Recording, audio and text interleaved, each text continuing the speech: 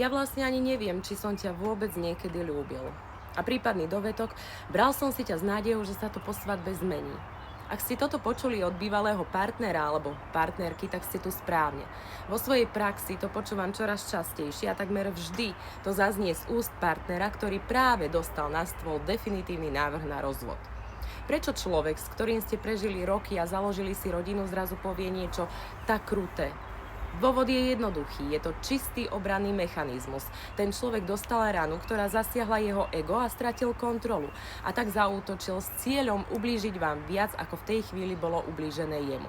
A chce vám tým naznačiť, že on bol ten, ktorý od začiatku vedel, že to medzi vami nevíde.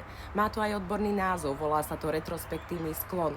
Je to stav, kedy ego partnera nedokáže uniesť tú realitu a tak jeho mozog začne spätne prepisovať celú históriu vzťahu, len aby ho ochránil pred pocitom zlyhania.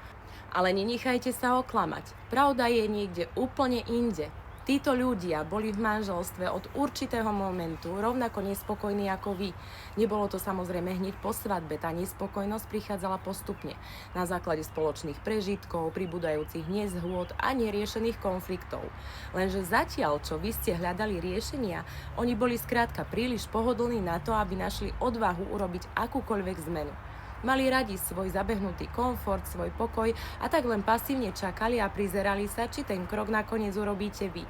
Vo väčšine prípadov a na základe výskumov to totiž býva presne tak, že návrh na rozvod podáva ten partner, ktorý sa predtým najviac a najdlhšie úprimne snažil o nápravu. A podá ho až vtedy, kedy je už definitívne vyhorený. Skúsme sa nad tým ale zamyslieť logicky. Niekto, kto sa takto panicky bojí životných zmien, tak veľmi miluje svoj komfort, by predsa nešiel do manželstva s niekým, o kom by vtedy nebol na 100% presvedčený, že s ním bude mať lepší život než doteraz. Takže všetky tie úvahy o tom, že či ťa vlastne niekedy ľúbila alebo ľúbila, sú len alibi. A viete, čo je na tom najvtipnejšie a zároveň najsmutnejšie? Ak by táto veta bola naozaj pravdivá, tak vlastne priznáva, že za rozpad manželstva môže v plnom rozsahu on sám. Priznáva, že do vzťahu išiel s pochybnosťami a od samého začiatku to nebral vážne, tým pádom pre vzťah nerobil maximum.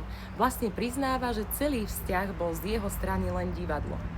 Človek, ktorý podal návrh na rozvod a celé roky úprimne bojoval za záchranu rodiny, si vtedy zrazu hovorí: pre Boha, tak na čo som sa ja tak snažil, na čo som investoval všetku svoju energiu do niekoho, kto to celé len hral? Je to obrovská nespravodlivosť, ktorou sa partner snaží zakryť svoju vlastnú pasivitu. A pritom stačí tak málo uznať, že sme prešli kus spoločnej cesty, na ktorej z začiatku sme to naozaj mysleli úprimne a vážne. Úprimne a vážne sme vstupovali do toho manželského zväzku s tým najlepším vedomím a svedomím. A teraz sa musíme zmieriť len s tým, že sa to končí a v dobrom, naozaj v dobrom, rozísť tie svoje cesty a zbytočne si neubližovať.